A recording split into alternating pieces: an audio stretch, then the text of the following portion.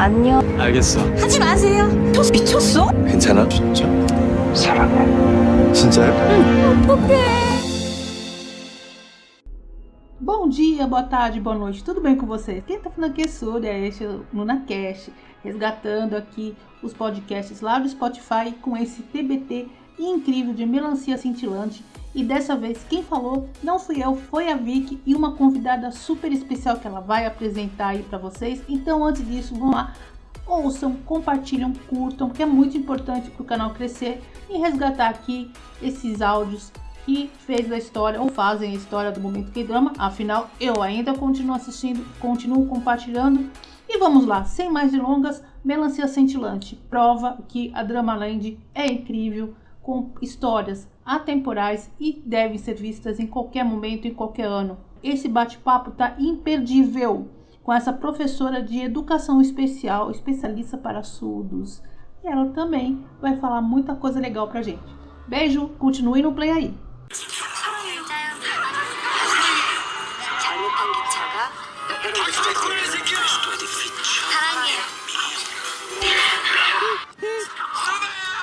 Olá, queridos, queridas, bom dia, boa tarde, boa noite, sabe lá quando você tá escutando a gente. Esse é o NunaCast, eu sou a Vicky, e faz tempo, né, que eu não apareço? Pois é, mas estou aqui de novo para conversar com vocês sobre um K-drama, uma série muito boa, daquelas que mudam a vida da gente, e eu tenho uma convidada muito, muito especial para falar sobre isso. Vamos falar de Melancia Cintilante, já assistiu?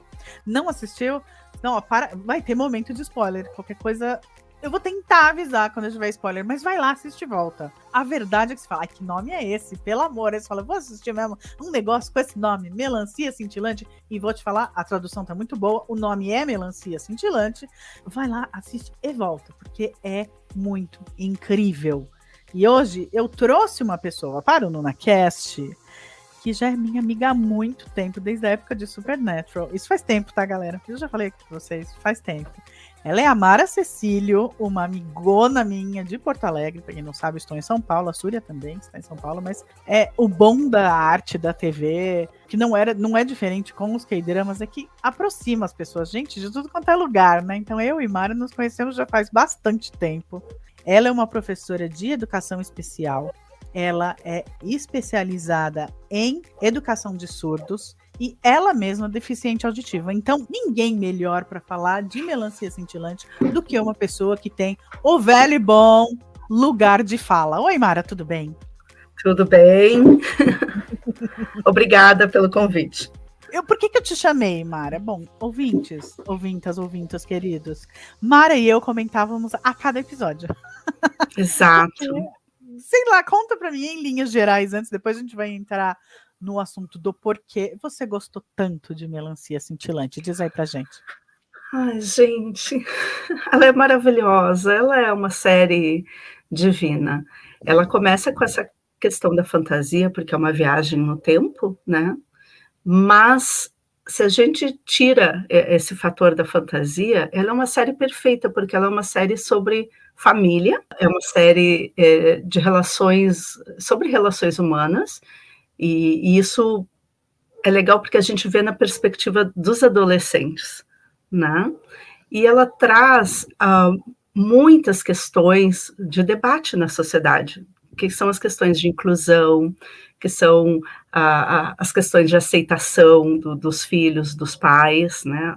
Não tem palavras, ela é perfeita, ela é perfeita. Ela foi, né? A gente sempre fica com medo. Já tem várias séries que a gente assiste junto num grupinho que eu criei quando fui pra Coreia, então são várias amigas ali, que a gente sempre fica com medo do meme do cavalo, sabe, galera? Que o cavalo começa lindo, depois vai ficando aí, termina, meh, e várias. Nossa, acontece com muito K-drama, infelizmente. O do vampirão. O do vampirão, gente. Como ele chamava mesmo? Heartbeat. A gente amava, a gente tava amando. No último episódio. Como assim? Como eles conseguiram estragar tanto uma série no último episódio? Mas, de repente, a gente faz outro sobre isso. Virou muito meme do cavalo. E a gente ficou com medo do meme do cavalo. Melancia Cintilante só ia melhorando. O negócio Os 16 episódios. Todos. Incríveis. Daqueles que você fala assim, ai, eu fiquei com vontade até de assistir de novo. Eu lembro que o 6º e 7º episódio a gente assistiu outra vez. O 11º, 12º, eu tô vendo de novo. Uhum. direto. Não tem nenhum episódio que tu possa dizer, esse episódio não trouxe nada novo. Teve Isso uma é raro. briga. Não, é muito raro em séries de qualquer lugar do mundo. Às vezes você fala assim, então precisava ter 15 episódios e aí do 7º ao 9º foi barriga. Não, necessários, informações muito importantes que tinham que estar ali, que tinham que ser passadas naquele momento. E aí já vou falar sempre da Velha e Boa Coreia, que é muito lindo quando eles fazem aquela coisa da edição. Você mostra uma cena que te deixa com uma impressão, aí depois 2 episódios depois você vê que aquilo não era o fim. Exato. Tem mais um pedaço daquela. Isso só deixa a gente mais encantado, né, Mari? Porque daí a gente não consegue montar o quebra-cabeça no primeiro episódio. A gente vai montando aos pouquinhos, dá gostinho de quero mais. Né? Exato. E aí, o que torna diferente a Melancia Cintilante? Porque tudo ali podia ter acontecido sem personagens surdos. Isso é muito legal, é super inclusivo, né? Você acha que você ter uma identificação com o tema te fez gostar mais da série?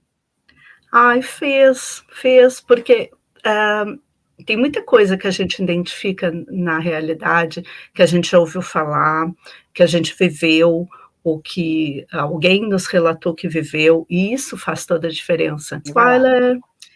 No 2º ou 3º episódio tem uma cena da governanta, da tutora dela, fazendo ela soprar uma folha, né? E ela é uma criança, ela deve ter uns 8 anos, e a tutora manda ela ficar soprando a folha para tentar fazer o som da letra. E isso é uma coisa que se fazia muito na educação de surdos do Brasil, né? As salas de aula tinham espelhos para que as pessoas ficassem treinando o movimento da boca. Então, sabe, é uma coisa super real. Tu tá vendo ali lá na Coreia e tu sabe que aquilo acontecia, né? Então, essas coisas, assim, são muito interessantes, porque faz com que a gente traga pra gente a série, sabe? Essa questão super de volta para o futuro, não tem jeito, né? O adolescente volta para o passado e conhece os pais e quase que ferra a própria vida, porque talvez os pais não se relacionem e você não vai nascer se isso não acontecer, não é mesmo? Exato. É um elenco de extremo carisma, né? Eu adoro, por exemplo, eu vou dizer que quando eu comecei a assistir, eu falei, e se ele for para o passado, eu não vou ter a chance de ver com todo o prazer que eu sempre tenho de ver o Choi Woo-young, que é o pai dele já adulto. Eu amo esse ator. Ele faz, eu sei que eu vou gostar, porque eu acho ele incrível, ele é carisma puro, talento puro, você vê que o cara é profissional. Não sei se é um bom profissional, essa parte, né, o que é o ser humano por trás do ator, não temos como saber. Mas na hora que fala, ele vai passar desse cara, não vai aparecer tanto. Aí você chega lá e temos Che Hyun-woo, que faz o Ishan jovem. Por mais que eu tenha gostado do Hyun, que é o Angyor, que é o personagem principal, o mocinho que viaja. Vamos falar que Ichan roubou a cena? Ele rouba todas as cenas, assim, cada vez que ele aparece, brilha, né? A tela brilha sozinha, porque ele é um personagem, primeiro o personagem é riquíssimo, o ator é super talentoso, e uma coisa bem legal é que quando volta ao passado, a gente tem a série toda baseada nos adolescentes, e eles carregam a série com muita propriedade, a gente não sente essa falta, né, tipo, não vou ver mais o ator, não tem importância, porque tem outro personagem riquíssimo que leva a história, né, verdade, isso é fantástico. Você tem adolescentes que tinham problemas reais, que não era só a espinha no rosto, né, que não era só, sabe, o menininho que gosta da menininha, a menininha que não gosta do menininho, e o bullying de leve, porque na Coreia você tem bullying pesado, quando é pra ter bullying, tem bullying mesmo, né? O negócio pega, né? Mas você chega lá e encontra gente de muito carisma, de muito talento, que eles não estão só enchendo linguiça para depois você ter história real com os adultos. Não, tanto que quando ele volta no tempo, né, os adultos são personagens secundários, muito bons, a avó é muito boa, né? Mas são personagens secundários, a história toda são os adolescentes contando. A molecada, e histórias bastante complexas. Por exemplo, na hora que a gente descobre, galera, spoiler, eu falei que ia ter spoilers, eu falo, volta lá, assiste a série, volta aqui. né? A Seokyeon, que não é verdade, não é Seokyeon, é a filha da Seokyeon, que vai nada mais, nada menos para faz os pais não se conhecerem, porque aí ela não nasce. Quem fala, tá, eu vou viajar no tempo, então eu vou fazer o seguinte, já que eu quero me matar mesmo, vamos poupar isso, é só meu pai e minha mãe não se conhecerem. Né? Exato. Tudo bem, isso é muito mal e porcamente contando a história dela, por isso que não é tão spoiler assim, galera, mas assim, tem muito coisa, muito meandro aí, não é só isso, é o porquê disso, é o que fez ela chegar a essa conclusão, que é muito legal e que também tem coisas surpreendentes aí no meio, né? Mas não é só uma rebeldinha sem causa, não é só uma menina perdida na vida, tem um porquê dela querer fazer o que ela faz, né? Exato. E daí ela justamente encontra o personagem principal que voltou no tempo e que quer exatamente o oposto, ele quer fazer com que os pais fiquem juntos, então um querendo separar e o outro querendo juntar, é muito legal. E eu fico sempre pensando, a gente fica torcendo, e isso a gente conversou muito, eu acho até que o convite para você participar aqui veio por conta disso, que é um jeito que a série aborda a questão da deficiência auditiva, do menino que é os ouvidos da família toda e da carga que ele tem disso, que às vezes as pessoas não pensam, inclusive a família às vezes não pensa, né? Porque é uma missão que simplesmente é uma carga que é colocada naquela criança, naquele jovem, que ninguém perguntou se ele quer, né? A maioria vai cumprir com prazer, mas também tem um sufoco nele, ele também tem um desespero dele não poder ser quem ele é, porque ele tem uma missão na família, né? E aí eu fico preocupada de usar os termos, né? E aí você pode mesmo me corrigir no momento que for, né? Eu não sei se eu posso dizer que ele é o ouvinte numa família, sabe? Ele é o ouvinte. Ai, o medo da ignorância é incrível na minha pessoa, porque eu fico assim, será que eu posso? Será que eu não quero pisar no pé de ninguém, sabe como é que é? Não, tranquilo. Isso é bem importante para mim. E nos nossos papos, o que eu sempre via era, a série tem uma preocupação de não tratar com capacitismo, o surdo é coitado, e a gente fica querendo, a série trata com muita delicadeza o fato de que, assim, o Angyor, o menino, o filho, gostaria muito de impedir, ou quer impedir que o pai sofra o acidente, mas ao mesmo tempo a série não trata com capacitismo do tipo, se o meu pai puder não ser surdo, tá, Exato. isso não significa, o que ele quer é que o pai não sofra, ou talvez que o pai não sofra um acidente, você não quer saber que seu pai sofra um acidente, mas em momento nenhum ele fala assim, porque aí meu pai não seria surdo, isso seria melhor, até porque a mãe dele é surda de nascença, só como ela conhece. Então, eu acho uma linha bem tênue, e a série conseguiu fazer isso, né? De não cair no discurso capacitista. Não, eu não quero que ele seja surdo. Não, eu quero ter alguém para dividir a carga, que eu me sinto sobrecarregado. Ninguém pediu para ele ser o ouvinte da família. Ele puxou esse papel, mas ele se sente sobrecarregado. Então, é bem interessante porque a tentativa de evitar o acidente do pai é para que ele não se sinta tão solitário, mas não é pela questão, eu não quero um pai surdo.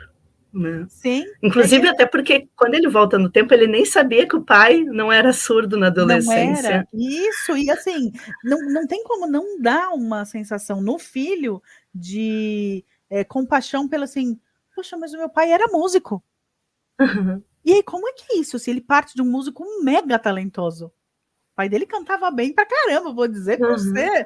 Valeu aí, você pode lançar um álbum, porque, cara, você canta muito. Aí você fala, como é que você parte de um pai com quem eu poderia me relacionar nesse sentido também? O pai é artista, o pai é cantor, o pai tá aprendendo a tocar violão, né, e depois guitarra, não sei o quê, mas é uma outra coisa que eu podia ter com o meu pai, e eu passo disso para o outro espectro, que é muito legal. Spoiler, agora spoiler grande, lá no finalzão o pai surdo lançando guitarra, sabe, você não precisa, né, porque assim, isso também já vi em outras obras, não sei o quê, que o surdo e o deficiente auditivo têm a vibração. A vibração, para ele pode sim ser músico. Bom, está aí Beethoven que não nos deixa mentir, não é mesmo? Então, assim, existe possibilidade, né? E essa cena é muito engraçada, porque ele só toca aquilo que ele já tocava É. antes. Mas ele ainda tem essa memória fantástica, ele tem a memória da vibração, né? Exato, isso aí, toca bem mesmo. E aí a galera, você percebe que é um pessoal muito mais pronto para aceitar o diferente, né? Aí agora, galera, tô falando do final mesmo. O povo que trabalha para eles sabe linguagem de sinais. A galera que tá na plateia, língua de sinais? É porque a gente vê linguagem, me explica isso. Língua de sinais? Uma língua, ela tem toda uma gramática própria, ela tem toda uma fonética, ela tem toda uma parte léxica.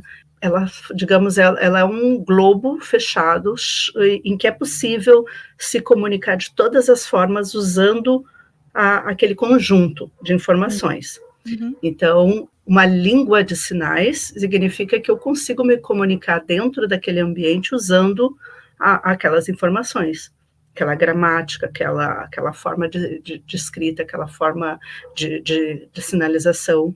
Então, é uma língua. Linguagem é uma forma de comunicação. Eu posso ter uma linguagem verbal, eu posso ter uma linguagem escrita, eu posso ter uma linguagem cinematográfica, eu posso ter uma linguagem da dança. Linguagem é uma coisa mais geral, e é um meio menos... Agora menos abrangente para expressar. Exato, e menos complexo, né? Porque uma língua, ela tem toda uma estrutura. Então, é uma língua de sinais. Só que, aproveitando o gancho, no mundo inteiro, a gente tem poucos países que, apesar de ser uma língua de sinais, que consideram a língua de sinais como língua oficial do país. A Coreia não considera, né? Quer dizer, está crescendo, né? Mas assim, tipo, quantas línguas oficiais tem em tal país? O Brasil tem 2. A gente considera a língua de sinais como língua oficial. Ai, que lindo. Vamos esperar que Melancia Cintilante faça a Coreia mudar nesse sentido, né? Eu acho que é possível, porque é uma série que cresceu muito. A gente lê os comentários, ela fez bastante sucesso. Não era uma série assim que ganhou todo o marketing no início, mas ela foi crescendo, então... Foi crescendo bastante, exatamente. Vamos torcer para ser realmente o que a gente espera, que a arte sempre mova, né, a sociedade, e isso é muito legal. E vou aproveitar para aculturar o ouvinte como, o ouvinte no sentido do espectador do NunaCast, como eu fui aculturada. Eu seria capaz de jurar que uma língua de sinais poderia ser mundial. Não é, né, Mara? Não. Libras é língua brasileira de sinais, né? Cada país tem uma língua de sinais própria, às vezes mais de uma, né? Então, a língua que eles usam na Coreia, que vem da língua japonesa, é uma outra vertente. Aí eu ia perguntar para você lá no final, você viu semelhanças entre Libras e a língua de sinais coreana? Tem algumas coisas que são mais o que a gente chama sinais icônicos, que são meio que universais. Se eu fizer com as mãos uma cabaninha, vocês vão entender que é casa, né? Então, é um sinal meio universal, dizer, eu quero ir para casa. Então, eu junto as mãos e faço uma cabana. Mas isso não chega a ser próprio da língua, é uma coisa mais universal. Então, por exemplo, no tempo, ela fala dos anos e ela move as mãos uma em cima da outra, né? Isso é meio que universal também, né? Fazer anos. Tem algumas semelhanças, mas muito poucas, muito poucas. Realmente a origem delas é bem diferente. Porque a nossa, a Libras, ela tem uma origem na língua francesa de sinais, que é outra corrente. E a coreana, ela vem da japonesa. Então, é bem culturalmente diferente. Mas é louco que você pensar, você deu um exemplão da casa, é cultural, como eu vou sinalizar, pensar, pode ser completamente diferente em qualquer lugar do mundo, mas quando a gente é ouvinte, parece ter uma ideia de generalização, vou colocar a mão do lado da cabeça, na têmpora, apontar o dedo para a têmpora, não necessariamente. Isso é muito, eu acho isso riquíssimo. O dia que eu descobri, eu falei, cara, você pode ser mesmo poliglota, né? Eu sei sinalizar francês, eu sei sinalizar japonês, eu sei sinalizar coreano, e estou aprendendo Libras. Olha que louco! Deve ser muito doido. Bem. Deve ser muito doido, porque, na verdade, como é uma língua visual, né? Ela não é escrita, tá tudo na cabeça, a pessoa está memorizando todos os sinais, pensa bem. Já é difícil memorizar uma. Né? Aí eu acho que deve ser assim, que nem quando a gente fala assim, a palavra não vem em inglês agora, só vem em português. E eu, como professora de inglês, às vezes só vem em inglês. Aí tem gente, que metida, não é isso, cara. Que realmente parece que tem algumas palavras que o inglês expressa melhor do que o português. Não Exato. tem, né? E às vezes outras ainda. Tô aprendendo agora com o coreano, tem umas coisas que você fala, nossa, mas o coreano usa isso de um jeito tão próprio, tão legal, vem tão fácil essa ideia na cabeça que parece coisa frescura, mas não é não. Quando a gente usa bastante, né? Quando eu dou muita aula, às vezes a palavra em inglês vem na cabeça. Aí você vem, nossa, mas agora só veio o pensar em francês, mas eu estou sinalizando Libras, e agora?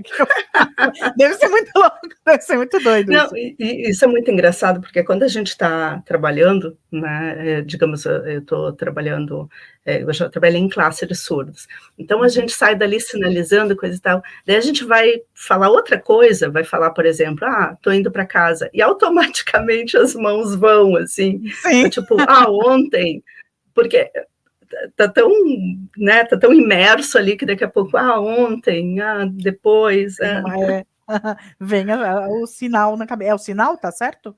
É o sinal. O sinal, tá. E aí, em minha defesa, galera, vamos prestar atenção nisso. Então, a legenda que eu assisti falava em todos os momentos, linguagem de sinais. Vamos arrumar aí, galera. Eu sei que se chama ignorância, e ignorância é uma coisa que a gente faz antes de aprender, né? Então, talvez caiba revisão na legenda oficial, entre aspas, dos dois lados, para colocar língua e não linguagem. É como tá lá. Não sei como era a sua legenda, não sei como você viu, mas não foi língua. Na minha, pelo menos, não foi língua. E tá falando. Agora de cabeça eu não vou conseguir lembrar. Tá tudo bem. Mas tu assistiu em inglês? Não, eu assisti legendado no Viki. Tá. Então, eu assisti em inglês. O tradutor, né, quem fez a legenda, não conhecia essa particularidade, né? A gente também falou, galera, grande isso, spoilerzaço, já falamos, espero que você tenha visto.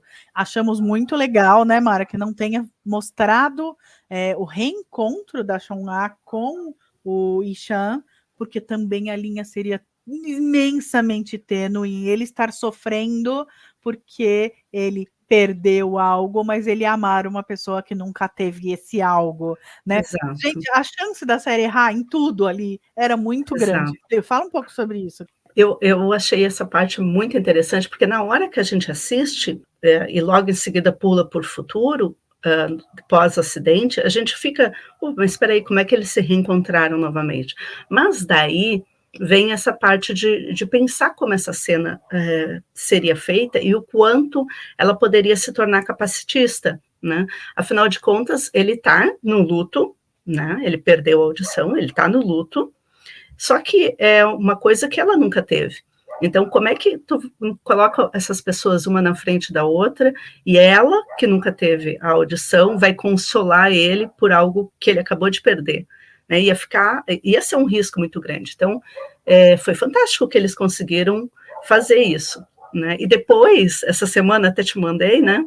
Eles lançaram, a TVN lançou umas fotos promocionais, mostrando assim que eles se encontraram na universidade e que ele estava indo para um date às escuras e que ela chegou. Então, quer dizer, preenchendo essas lacunas, né? Foi muito engraçado. Aí, roupas diferentes, cabelos diferentes, que dão a ideia que eles são mais velhos, então ninguém está confirmando nada, mas estamos pensando que pode ser ou um filme para preencher esse momento, ou que fiquem só algumas fotos, sei lá, mas que parece que existe um especial. Um especial, exatamente. Parece que existe um interesse em organizar esse momento, né? E oficializar esse momento. Gente, estamos aqui em Cólicas, queremos. Queremos, pensa né? bem. Nossa, quero muito. E isso é muito, muito legal também, porque vale destacar que os atores tiveram que aprender a língua de sinais. Né? Então, pensa bem, tu tem que aprender uma nova forma de comunicação, uma língua nova, para filmar uma série, né? Porque todos sinalizam em algum momento. Então, olha que loucura, tinha que aproveitar isso para fazer um especial, para fazer alguma coisa a mais, porque é um talento, né? Até porque quem viu Melancia, eles sinalizam com uma facilidade, uma suavidade, né? Que a sensação nossa, sinalizou a vida inteira, Exato, né? não é nem só aprender, porque, por exemplo, a Shona tá aprendendo, né? Era o Ishan tá aprendendo, tem um momento ali que ele tá aprendendo, então você pode pegar, titubear um pouco. Agora, Ankior, Ishan mais velho, eles sabem, eles simplesmente sabem, então tem que sair assim, como se fosse eu falando rápido pra caramba agora, que nem é. Nossa, tem que dar cãibra de tão rápido que o cara vai sinalizar, tem que estar muito natural. E esses detalhezinhos também ficou muito legal na série, porque tem um momento que ela está sinalizando rápido, porque ela está com raiva, e ele diz, calma, devagar, está muito rápido. Ou seja, que é uma coisa real. Alguém está sinalizando muito rápido, tu realmente vai se atrapalhar. Então, são delicadezas na narrativa, né, de ela pedir para aprender a língua, e o filho dela lembrar que essa língua, tu que me ensinou quando eu era um bebê. Então, essas delicadezas na série, fazem toda a diferença. Toda a diferença. E a sensibilidade que o Angior tem, né? Em todo momento. Porque você tem aquele conhecimento. Então, você acabou de falar de um ponto de vista de ver uma série assim que eu não tenho, por exemplo, o ver a naturalidade como alguém tá sinalizando, ou se a pessoa estiver sinalizando muito rápido, você vai, né, vai pensar, pera, calma, vai mais devagar, como se fosse uma pessoa que tá falando, né, para mim, ouvinte, uma pessoa que tá falando muito rápido, eu não tô nem entendendo o que você tá falando, calma, que torna provavelmente para você muito mais fascinante ainda, ou que poderia te broxar completamente se não estivesse sendo bem feito. Exato, e esse é o detalhe, porque eu não sei o roteirista, qual é a experiência dele, mas eu tenho a impressão que a pessoa estudou muito para construir aquele roteiro, porque esses detalhes, o detalhe, por exemplo, uma coisa muito legal que acontece no mundo inteiro, é que cada pessoa recebe um sinal, porque é uma forma de dizer o nome para não ficar fazendo a datilologia, né, com a mão dizendo letra por letra. E isso eles mostram na série. Ela tem um nome e ela dá um nome para ele, porque o nome vem do surdo, né? O ouvinte não dá sinal, o surdo que dá. Então, olha que bonito ela dando um nome para ele, explicando por que ela está dando aquele nome, e ela contando a história do nome dela. São delicadezas que fazem todo sentido dentro do universo surdo. E também funciona como informação para as pessoas que não são do meio saberem que aquilo existe, né? Quer dizer, olha, existe um sinal que é o nome da pessoa, e que vai ser baseado na cor do cabelo, nos óculos, num sinal do rosto, mas é bonito a gente descobrir isso dentro de uma série, né? Foi uma das coisas mais fascinantes que eu descobri quando comecei a aprender alguma coisa, né, com você e com o Thiago, que foi outra pessoa que me ensinou muito na época que eu precisei. E eu fiquei encantada com isso. Aí depois eu queria saber o nome de todo mundo.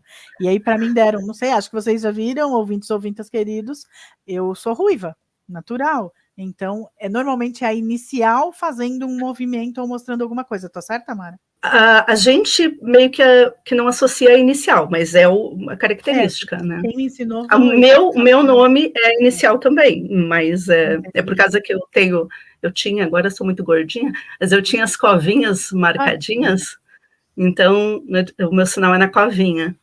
Ai, que coisa fofa! Então, o meu era um V, meu nome é Viviane, era um V pegando fogo do lado do rosto, assim, então subindo. Ai, que legal! Um V pegando foguinho. Aí, quando me deram esse nome, eu fiquei encantada! E aí, eu já saí perguntando o nome de todo mundo, é muito legal isso. E daí ela dá o nome para ele naquilo que ela não ouve. Olha que fantástico! Ela não ouve a voz dele, mas ela vê a vibração dele, e o nome dele é a voz brilhante, né? É brilhante. Pensa bem, olha que poético. Pois é, e não tem outro jeito de descrever o personagem do Ishan jovem. Ele brilha.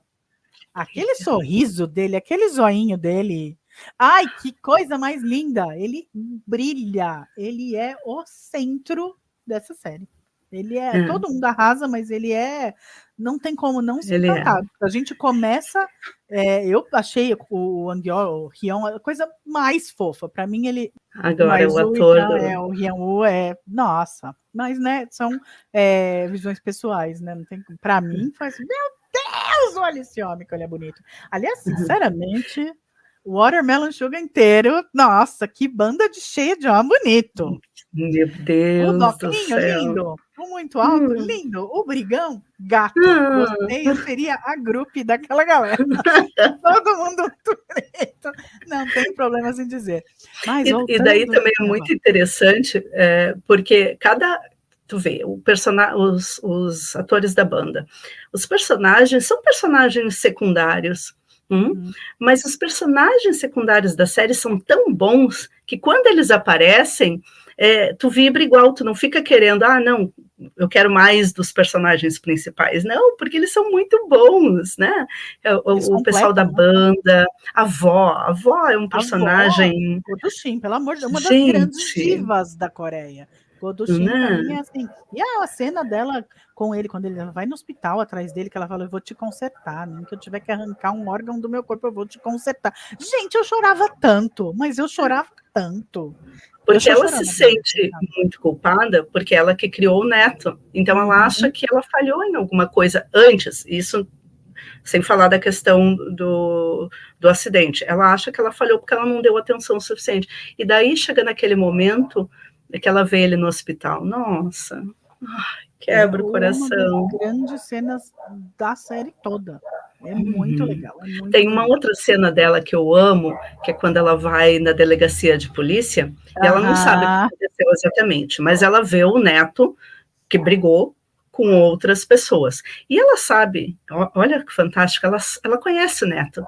Então ela inventa que ela tem uma testemunha. E todo mundo acredita, ele é liberado, e ele sai e conversa com ela, poxa, mas tu saiu rua fora catando testemunha? Ela diz, coisa nenhuma, dele, mas como é que tu vai lá e diz isso? Porque eu sei que tu jamais faria, né? Olha só que fantástico. Ela conhece a índole do neto, né? Ela sabe, alguma eu coisa... até acho que te mandei essa pergunta, não sei se eu te mandei, né, que eu te falei assim, que, olha quantas pessoas, né, diriam assim, eu te conheço tão profundamente que eu sei o que tu faz e o que tu não é capaz, né?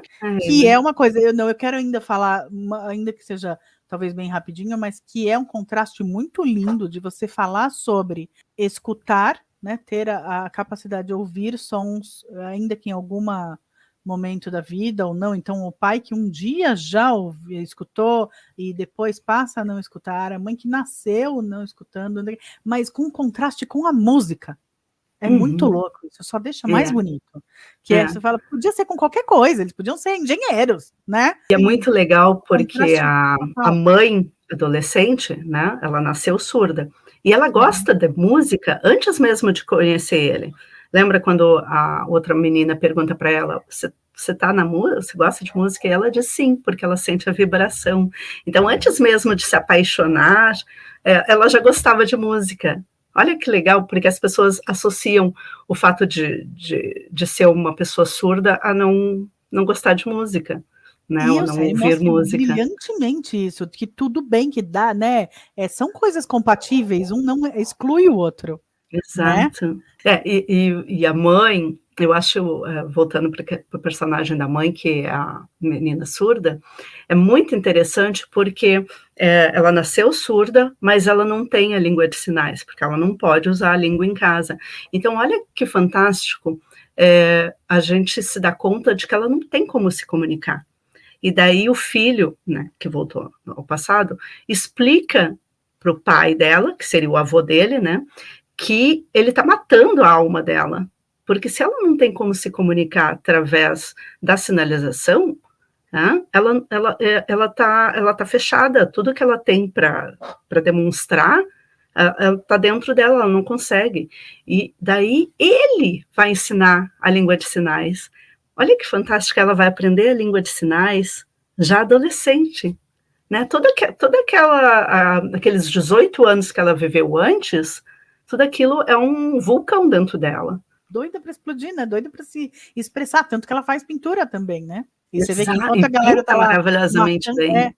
enquanto a galera tá lá matando o tempo, ela está pintando. Toda vez que a governanta, aquele ser infeliz, tranca ela naquela salinha lá, ela vai desenhar, ela vai pintar, ela precisa se expressar, a expressão tá dentro da gente, desde que o ser humano é ser humano, tá aí, pintura rupestre que não nos deixa mentir, a gente quer expressar, antes do ser humano, isso já tá provado, antes da gente saber falar, a gente se comunicava desenhando, né, e aí é uma coisa também que eu te perguntei, e te pergunto de novo, que quero saber no ar, eu não consigo conceber a ideia de que uma família proibisse uma pessoa de se expressar através de línguas de sinais, porque isso possa ser uma vergonha.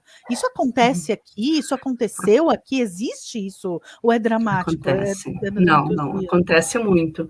Porque, para começar, que é muito raro, onde tem uma pessoa surda, que exista uma comunicação tranquila, porque a maioria das famílias não aprende língua de sinais. No máximo, as mães, e no máximo uma comunicação mais básica. Banheiro, casa, né, as comidas. Né? Dificilmente uma família inteira aprende língua de sinais para se comunicar com o sujeito. Então, o que acontece? Acaba que o sujeito surdo, ele se comunica na escola, né, se comunica com os amigos, mas todo o resto que ele tem para falar, ele não tem ninguém para desabafar. Né? E isso é muito real, a gente vê muito isso, a gente encontra muito essas pessoas, eu tenho alunos que eram assim, professores, colegas, né, amigos que diziam, não, só falo na escola, só me comunico na escola. Em casa é por escrito. E daí, pensa bem, tu não escreve, tu não consegue escrever tudo que tu quer. Você vai colocar o básico do básico, mas, pô, não dá pra você escrever todos os seus sentimentos na hora que você tá brigando com alguém. Exato. Nossa, eu jamais pensei. Galera, vocês, coloca aí, na hora que eu postar isso, coloca aí o que vocês já fosse. Pra mim era automático, a família inteira vai aprender. Não. E aí também, olha, acabei de lembrar de uma coisa, tem um colégio aqui do lado e tal. Eu não sei hoje em dia, mas na época eu fui seca lá. Eu vou lá para ver se eles ensinam Libras. Não.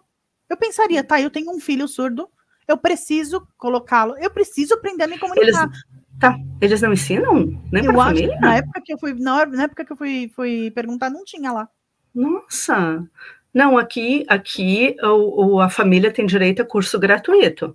Gente, por favor, né? Mas até eu estava conversando sobre isso com a assistente social da minha escola, não faz 15 dias, e ela estava me contando que dos 30 alunos, mais ou menos, que tem na escola de surdos, 5 famílias só fizeram um curso. Então, pensa bem, né? Tô pasma. Para mim tem um filho surdo. Marido, eu, irmão, vamos aprender e vamos aprender agora. Mas é uma coisa muito... existe um preconceito na sociedade, em vários sentidos. Então, eu terminava a minha aula e pegava sempre o mesmo ônibus com os meus alunos. E a gente ia sinalizando, porque o caminho era longo. E era uma coisa assim, tu entrava dentro do ônibus, as pessoas começavam a te olhar. No momento que tu não fala e tu começa a sinalizar, o ônibus inteiro tá te olhando. É uma coisa... Porque não é só curiosidade, tipo, eu tô olhando para identificar a língua, ou não, uma curiosidade... Uma fascinação. Ruinzinha, não é aquele positivo, não é o positivo. E daí eu fico pensando, que nem acontece na série, em que ele é o dono de uma grande empresa musical, e o quanto daquela sociedade, naquela mentalidade, ter uma filha surda, ele se sentia vergonhoso, tanto que ele não aprende sinais, você vai aprender lá no final, né? E o quanto a tutora dela não deixa nem ela sinalizar na porta da casa. Né? Porque vai gerar uma vergonha. A irmã, né? Aquele terrorzinho ali. Ai, eu não quero que as pessoas percebam, você me envergonha. Gente, mas não é culpa de ninguém. Eu fiquei pensando que era dramático isso, sabe? Que é do enredo. Dói, né? Aliás, o mundo dela é um mundo muito dolorido na série. Então, é interessante, porque ainda que a série seja muito positiva, muito brilhante, muito bonita, os relatos dela são muito tristes. né? A hora que ela fala no início ali, se eu fechar os olhos, meu mundo é de silêncio, se eu fechar os olhos, meu mundo acabou, porque nada acontece. O quanto ela é sozinha na escola, o quanto ela é sozinha quando ela vai para casa. O pai, né, adolescente, se encontra com a mãe adolescente, ele não sabe que ela é surda, e ele xinga, briga, reclama, e volta para a sorveteria onde ele trabalha, e o chefe dele diz que ela é surda, e ele fica numa dor, num sentimento de culpa, porque ele se dá conta do quanto ele foi preconceituoso com ela, sem ele saber. Eu acho que isso também retrata de uma maneira muito incrível. A pessoa não precisa, né? Eu acho que qualquer pessoa que tenha qualquer tipo de condição que saia do padrão, e de novo com muitas aspas, ela não tem que andar com um diagnóstico debaixo do braço. E as pessoas têm que fala comigo, o que é? Você é surda? O que é? Fala comigo. Como assim? Abre essa boca. Como se fosse uma frescura que passa amanhã. Hoje eu não tô com vontade de falar, mas amanhã eu falo. Hoje eu não tô com vontade de ouvir amanhã. E quantas vezes ela quase é atropelada? Porque é fora do padrão. E a sociedade vive no padrão. Se você está fora dele, você é um pária. As pessoas não estão acostumadas a aceitar o outro. Né? E isso é muito legal, porque no primeiro episódio da série tá os dois irmãos, o irmão surdo e o ouvinte coloca o fone de ouvido no outro, e ele diz, mas isso é inútil, para que eu vou usar? E ele diz, porque os carros vão buzinar e eles não vão saber que você é surdo. Então, né, as pessoas não pensam, não conseguem pensar que pode acontecer uma outra situação. É como se fosse uma antena que sobe, né? Tá vendo? É como se fosse um sinal. E aí, isso é muito louco, que me lembrou o último episódio. Ai, eu preciso dizer pra você, irmão, você nunca foi um fardo pra mim. Aí o irmão surdo, você foi um fardo pra mim várias vezes. Eu acho isso fantástico. Adoro. Tipo, não precisa vir com peninha, porque eu não tenho nenhuma de você. Não, exato, porque tu imagina a cobrança também que esse irmão surdo acabava recebendo do outro, porque o outro, na tentativa de organizar a família, ele fazia tudo certinho, o Joãozinho do pezinho certo, né. Imagina isso também deve ser um peso para o outro. Me deixa em paz, deixa eu namorar, me deixa... E ele tava de boa, tá lá com sabe lá quantas namoradas, né? Bom, exato, porque ele consegue terminar com 4. Quantas ele tinha? Aquele não começa a gostar, no futuro tava lá super de boinha, claro, com o irmão dele, né? Tava lá no modo, né? Opa, tá muito bem, estamos na paquera, tá rolando aqui o chaveco. Eu mesma não sei responder, e eu às vezes atribuo, é uma coisa que eu falo que é o efeito Casa do Lago. Ninguém explica por que eles estão em 2 anos de diferença. E tá tudo bem, não precisa explicar. Mas assim, por que motivo o mestre aparece para essas duas pessoas e o mestre sendo quem é? Eu não preciso de explicação, mas eu também não tentei encontrar. Como foi isso para você? Pois eu só estava curiosa de quem era o mestre. Essa curiosidade eu tinha, daí tudo bem, foi resolvido. Mas eu não pensei se... A impressão que eu tive é que ele era uma necessidade mais urgente, porque ele chegou assim muito arrasado na loja de música, e que ela, além de tentar evitar o suicídio, foi para ajudar o mocinho, né? Mas eu achei muito legal o personagem que foi escolhido para ser o mestre, porque depois fazia todo sentido, era o que linkava os dois, né? Era o que linkava o casal. Daí eu achei que, poxa, que escolha bem feita, né? Mas eu também não pensei muito nisso. Eu acho que é porque eu sempre falo o efeito Casa do Lago, porque tem algumas coisas, eu tenho certeza que vai ter gente que vai assistir essa série e vai ficar assim, tá, mas por que eles? Mas por que daquele jeito? Por que a casa parecia? Ninguém mais via 2 luas no céu? Ou você embarca, que tem uma coisa chamada fantasia, ou você fica querendo procurar coerência na fantasia. E aí vai te atrapalhar. Você não vai ter a mesma experiência de que se você simplesmente embarcar. Exato, mas é uma série que a gente consegue tirar a fantasia e a série ainda está lá. Os personagens ainda estão lá, a relação do pai adolescente com a mãe adolescente, ele se apaixonar por ela, ela se apaixonar por ele, ela enfrentar as dificuldades, está tudo ali, independente da fantasia. Eu acho isso muito fantástico. Ela é fantasia, mas tipo, esse não é o principal da série, né? É diferente, por exemplo, a Alquimia, que eu amo, e que é fantasia. né? Digamos, o título primeiro, fantasia. Eu considero Melancia como um drama que envolve fantasia. A viagem no tempo é necessária porque você vai ter que ver essas vidas em outro momento, né? Outra coisa também importantíssima é a mãe, a própria Sekion, né? Não a filha dela, que a gente viu no passado, mas aquela mãe é muito traumatizada, né? Para ela criar a filha desse jeito, tem muito trauma ali. Então, para quem é disso, gente, porque eu sou disso, essa série é uma super constelação familiar, né?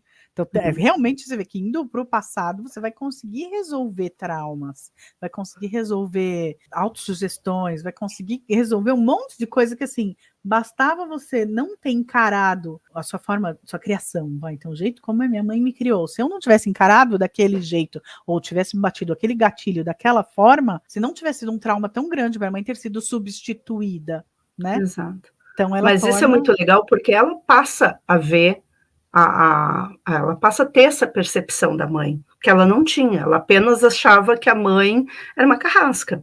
Né? Ela não tinha essa percepção de, opa, minha mãe tem uma história de vida muito triste. E isso também é uma coisa que o personagem principal se dá conta, quando ele encontra o pai, é que ele só conhecia o pai e a mãe naquele mundo dele. Ele não sabia... Mãe, né? Pai e mãe, ele mesmo diz, né? Não tinha nome, né? Era pai e mãe. E daí ele volta ao passado e ele encontra o pai adolescente, cheio de vida, pulando, irresponsável. E daí ele se dá conta que ele não sabia nada daquilo, né? Então, olha que fantástico de ele poder entender o pai dele no presente, agora que ele conhece o pai, né, no passado.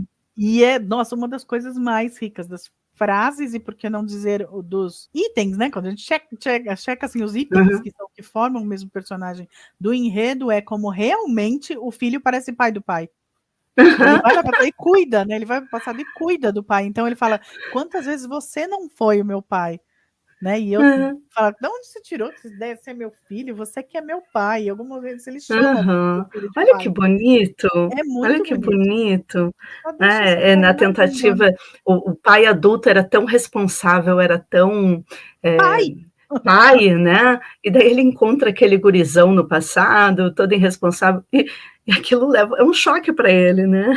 Meu pai era isso. Esse cara é meu pai. Porque eu vi que conheço muita história do meu pai, e sei que tem o meu pai, e o pai adolescente. Nossa, inclusive tem umas coisas que lembram bastante, viu? Sabe? Assim, e assim, eu sabia de algumas aventuras do meu pai quando ele era mais novo, tal. E então tem esse momento do corte, meu pai que é pai, e o Orlando que era moleque, né? Então tinha várias histórias do Orlando que era moleque. E isso me deixa... Eu consigo ver essa transição. No caso dele, a transição foi o tapa na cara, né? Eu só conheço o pai, meu pai, aquele que me manda fazer isso, fazer aquilo, manda fazer lição, manda estudar, manda, e a época que ele tinha que ser um mandado, porque ele também não fazia quando ele estava na escola. Isso é muito rico. Isso é realmente riquíssimo. E as cenas também, quando ele é criança, o pai dele salva ele no rio. Não? E quando ele vai ao passado, ele pula no mar e o pai dele, adolescente, salva ele. Então, é um adolescente, é irresponsável, mas tá ali, é o pai dele, né? A personalidade está formada, ele se arriscou, ele arriscou a vida, né, para salvar o outro. Olha que, né? E o que dá esse jogo das cenas também, dele se trocando, né, o personagem. Ai, que lindo. Mostrando a mesma coisa, né? Cena de se repetindo, né? E aí, uma coisa que você está dizendo agora que me fez ver, nesse momento, o tipo de relação familiar que a gente tem, né? Um abandonado, criado pela avó. O Angiol vem a família toda dele tá ali, então ele tem no presente, mas ele também tem no passado, então ele tem uma relação pai, mãe, filho, depois ele vai descobrir que tem uma relação o irmão também no passado, porque era o irmão que sabia o real momento do acidente, então tem um núcleo familiar muito forte, muito fechado e muito coeso, muito bonito. Aí você tem a Chong-ah, que não tem, a família tá lá, mas não tá lá, porque ela vive num mundo solitário, e a Sekion, que volta sozinha. Ela, então, é completamente sozinha. Ela tem que tirar todas as conclusões dela da cabeça dela, enquanto ela não encontra a família, que era o grande mistério para ela. E, ao mesmo tempo, ele se dá conta, o personagem principal, que as histórias tristes do pai dele, que foi criado pela avó, e da mãe dele, que foi praticamente órfão, do quanto eles se superaram e criaram ele com todo amor e carinho, porque a lembrança que ele tem dos pais é com amor e com carinho, é eles fazendo boneco de neve, eles esperando eles na hora do almoço, né? É a mãe pintando na parede. Então, ele também questiona isso, né? Nossa, eles têm uma história tão horrível de vida e eu fui criado com tanto amor, e que é diferente da personagem da Sekion, que os pais, a mãe, né, foi criada traumatizada e criou ela dessa forma. Dessa forma, ela foi bem... o jeito dela de dar amor era: eu vou transformar você no que eu não fui, né? Eu vou te dar o que não me deram, só que do jeito que era possível para ela, né? E aí, muito louco também o que você está dizendo, que apesar dele ter os pais que tinham amor, não sei o quê, eles tinham recursos limitados. Exato. A partir da hora, e você vê, a partir da hora que a Chang'e cria um laço real com o pai dela, esse laço permanece, e aí ela tem todos os talentos que ela sempre teve, mas ela não tem esse recorte, né? Ela tem o recurso, então os dois são beneficiados disso, então eles são muito mais prósperos, eles são muito mais, né? Não tem assim as dificuldades com as quais o Eungeor cresceu, né? Exato. Então, isso é muito legal, porque quando ele questiona que ele ainda, recém aconteceu o acidente do pai, então ele ainda está se questionando se valeu a pena ele ter ido ou não ao passado, que ele está, eu não mudei nada. Olha o quanto ele mudou isso, ele mudou o futuro da família inteira. Isso é muito legal, isso é muito De Volta ao Futuro. É muito gostoso de ver, eu adoro, o que eu mais gosto, e aí a gente, no nosso grupinho lá, todo mundo pediu para fazer a lista dos 10 mais, eu descobri que nos meus 10 K-dramas favoritos, nada mais, nada menos do que 5 são de viagem no passado, viagem no tempo, ou viagem no espaço. Sim. Galera, quem não viu, Melancia Cintilante, O Rei Eterno, Chicago Typewriter, mas esses 10 são todos têm viagem no tempo e no espaço, e eu amo. Nossa, é assim, sabe quando você fala, cara, eu tô vendo um padrão aqui, que eu não sabia que tinha. Eu tenho que pensar, eu não associei, mas eu gosto bastante, eu vou ter que dar uma olhada. O tempo traz você pra mim, como eu posso esquecer? Maravilhosa. E não deixa de ser, sei lá, não é viagem no tempo no sentido de Volta ao Futuro da coisa, mas é viagem no tempo real, de dramaturgia, que é Reply 1988, que amo, mas amo. Pois é, uma coisa que às vezes me soava bastante Reply era essa parte da música, né? Era essa parte das roupas. São épocas diferentes, mas no sentido de que é passado. Então é muito legal porque o Melancia conseguiu fazer isso de uma forma meio saudosa. A gente gosta, né? A gente aproveita. Eles então dobrando a manga da camiseta aqui, né? É tão bonitinho. Eu achei muito louco ver, porque para mim né? Eu vivi muito bem essa época, eu já estava saindo da faculdade até nos anos 90, e você te conhece, então sei que você também. É muito louco como assim, os anos 90 não tem uma referência como os 60, os 70, os 80, e eu diria até os 2010, em questão de vestuário, maquiagem, cabelo, era muito parecido com agora. Como que eu faço? Eles colocaram a presença forte do Kurt Cobain, porque você via que ele realmente tinha acabado de ter o boom.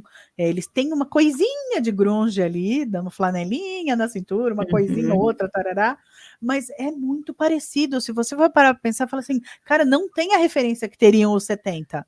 Que você olha e você fala, essa pessoa tá vestida como nos anos 70. Mas eu ainda vejo dá que não é atual. Sim, né? Tem uma nostalgia, mas era muito parecido, cara. Eu tenho roupa dos anos 90 até hoje, não tenho nenhum problema em dizer. E aí você puxou uma coisa muito legal, que é a trilha sonora. Cara, a trilha sonora de Melancia é muito boa. Nossa, ela é divina.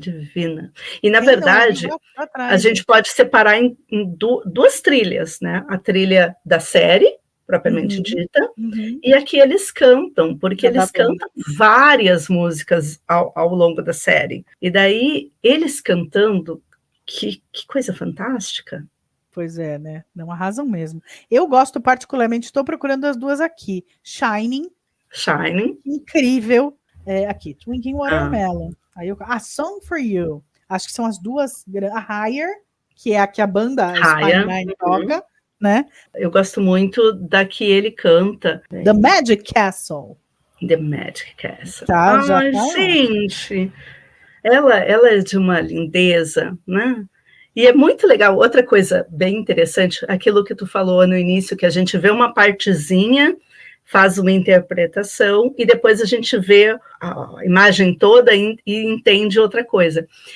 Quando ele diz lá no show que ele vai cantar para uma menina que formou a banda, todo mundo pensa que é a Sekion. Sim, aqui estava todo mundo apaixonadinho. Na verdade, não. E daí aparece lá adiante ele sinalizando no espelho. Ele estava preparando a música para a pessoa que ele realmente gostava, né? Que era a menina surda que não foi. Olha que fantástico. Sim, e a construção dele entender que uma era paixonite e que a Chonga era amor mesmo, né? Que ele estava se desenvolvendo amor ali.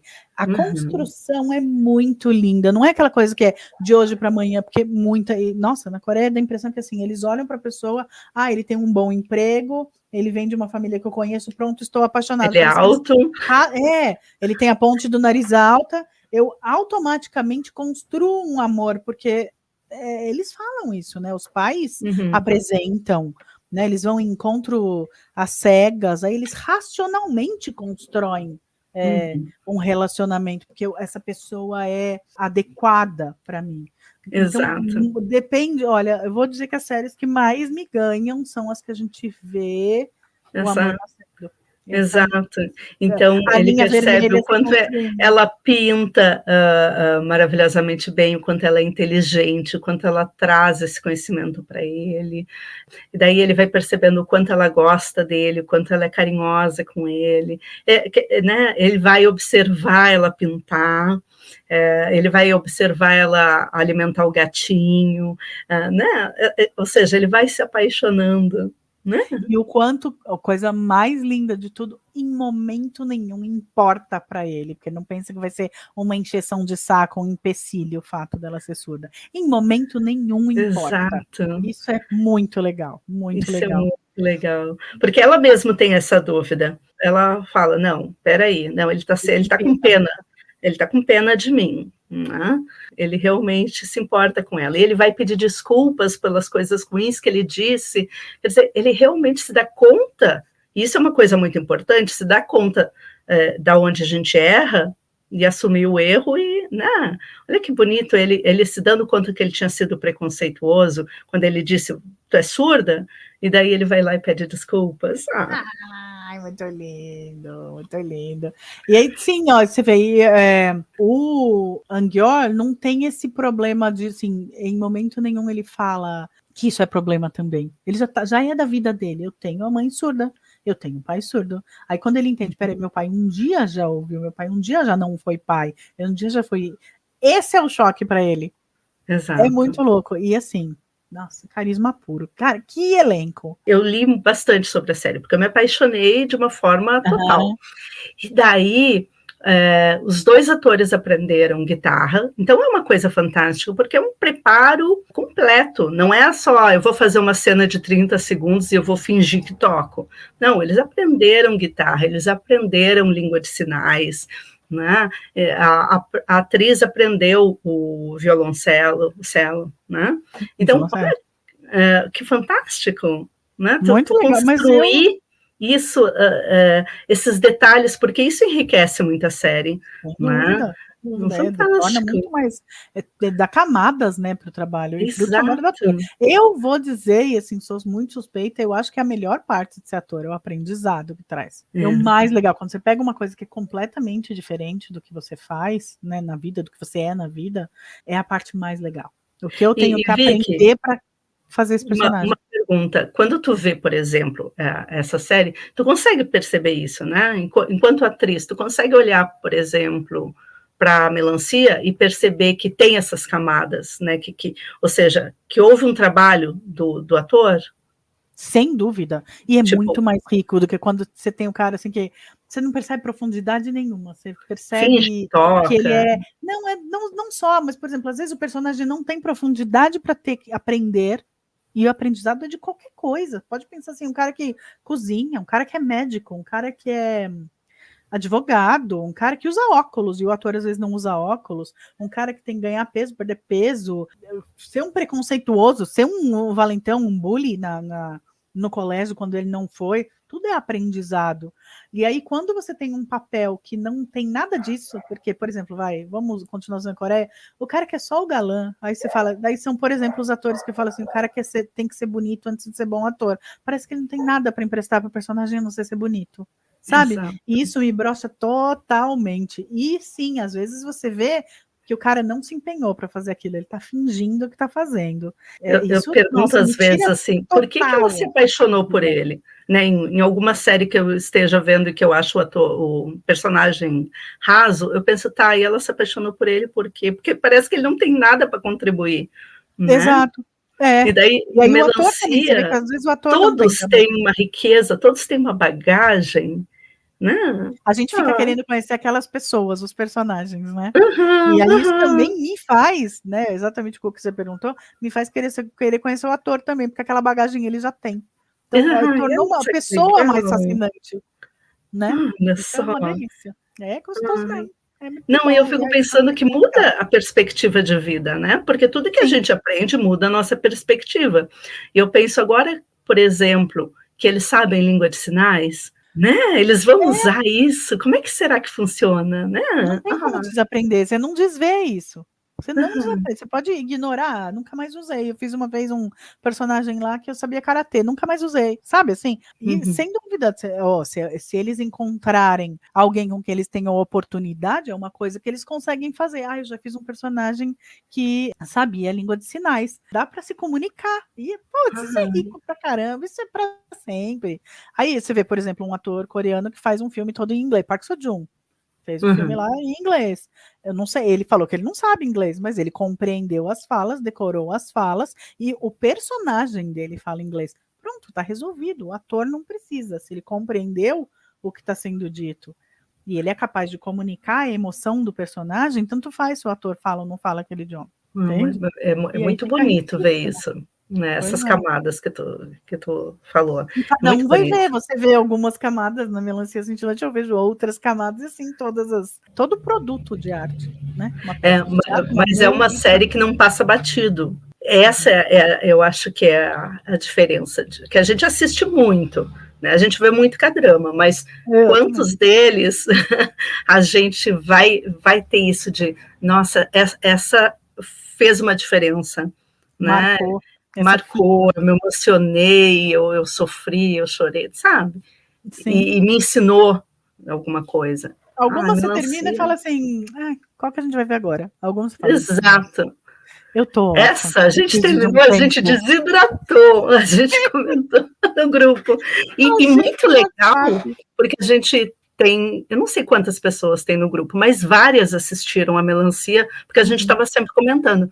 E todas as que assistiram adoraram. Todas. É. Tipo, é raro tu ter uma unanimidade, porque tem gente que ama a Secretária Kim, tem gente que, não achou. Mas são séries, tem séries que todo mundo olha e vê, nossa, essa série faz toda uma diferença. Fez toda a diferença, exatamente. Teve, por exemplo, referências, quando eu explicando para Mara, que não é a Armin, aquele momento muito fofo em que ela estava no passado, estamos tentando compor música. A menina começa, eu tenho uma ideia de um nome bom, Not Today. Dynamite. Aí tem uma também que ela vai começar a cantar Blood, Sweat and Tears.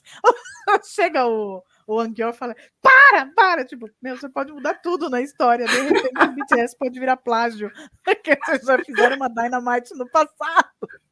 E a Mara não sabia, falou, eu preciso te contar uma história. É muito legal, porque isso também é aprendizado, né? Sim.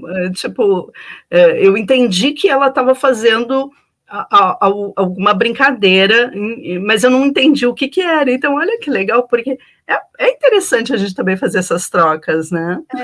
Eu não sei, eu acho que eu fiz, salvo engano, que tem a outra música muito icônica coreana disso, mas agora, Mara e eu estamos, ela já assistiu, eu estou assistindo agora The Good Bad Mother, amando, ela amou, a gente faz um NunaCast sobre isso mais pra frente, e eu tô adorando, e aí tem um momento lá que ela fala, tem até uma música que ela tá falando pro filho, tem até uma música que fala sobre isso, a vida continua, aí eu, porra, BTS, life goes on. E ela fala um pedacinho da letra, a não ser que tenha outra música super icônica na Coreia que eu diga life goes on, senão é a do BTS. Mas isso é muito interessante, porque o que é que a gente estava vendo também esses dias, em que a senhorinha assistindo TV e disse, agora eu vou ver o BTS, desliga o telefone. Nosso destino. A avó. Daí todo mundo fez o meme, eu na vida. Sei lá, fazer lição, agora eu vou ver o BTS. Eu tenho que trabalhar, agora eu vou ver o BTS. Todo mundo pôs aquela cena, ela falando no telefone, tá bom, eu preciso ir que agora eu vou ver o BTS. E se as pessoas gostam da questão da inclusão, da diversidade, a Melancia é uma escolha perfeita. E música, porque tem música em todos os episódios, tem música. Sim, e sempre coisa boa, né? Você falou muito bem, é verdade. Então, uma indicação. Não se preocupe com esse nome, porque realmente, vou dizer, a primeira vez que eu fiz, que brega. Como é que o negócio chama Melancia Cintilante? Aí você já tinha visto o primeiro episódio e fala, gente, amei. Jura? Aquele lá? Então tá bom, vamos assistir. Aí você começa, vamos ver no que dá. Final do primeiro episódio já estava apaixonada. Exato, é uma série que às vezes tem série que tu tem que assistir 2 ou 3 episódios para, né, tá ok, pegou no tranco. Mas não, o primeiro episódio tu já te apaixona. Verdade. O que eu mais gosto em série de viagem no tempo, dobra no tempo, universo paralelo, não sei o quê, é ver pela segunda vez. Aí dá para ver um monte de coisa, dica que tava lá e a gente não tinha percebido. Então, tô doida para ver de novo. Tô só dando tempo em lista. Eu já vi cada episódio, certeza, umas 2 vezes, alguns 3. Mas eu quero dar um tempinho para assistir pela, né, milésima vez, para ver isso também, porque são coisas interessantes, porque quando a gente conversa pelo WhatsApp, às vezes a gente diz, né, tu viu aquilo ali, aconteceu, e uma se dá conta do que a outra está comentando.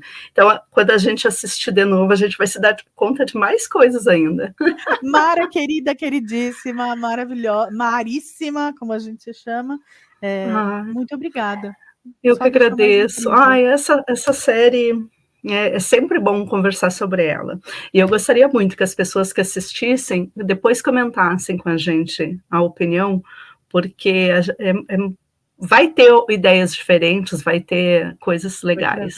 Vai trazer outros pontos de vista, outras coisas que talvez que a gente tenha falado aqui com toda certeza do mundo, a pessoa, não, mas tinha aquilo, você não percebeu? Tinha aquilo ali, isso explicava isso. Eu amo esse tipo de coisa, eu não vejo como, poxa, fracasso, eu não vi. Não, eu vi o que eu vi. Certo? Isso é muito bom. Isso enriquece demais. Obrigada mesmo, Mara. Obrigada. Beijo. Então, galera, assiste. Deu para ver, né? Assiste. Não assistiu? Teve um monte de spoiler aqui. Eu avisei. Assiste de novo, então. E, sei lá, comenta. Eu vou fazer o post, como sempre, lá no Insta ou no site, e ali é que sei, porque infelizmente podcast a gente não tem espaço para comentar. Mas tá aqui, assista Melancia Cintilante, um K-drama de 2023, maravilhoso, sensacional, que dá para você ver oficialmente no Viki. Beleza? Obrigada, eu sou a Vicky, esse é o NunaCast, e a gente se vê. Tchau, tchau!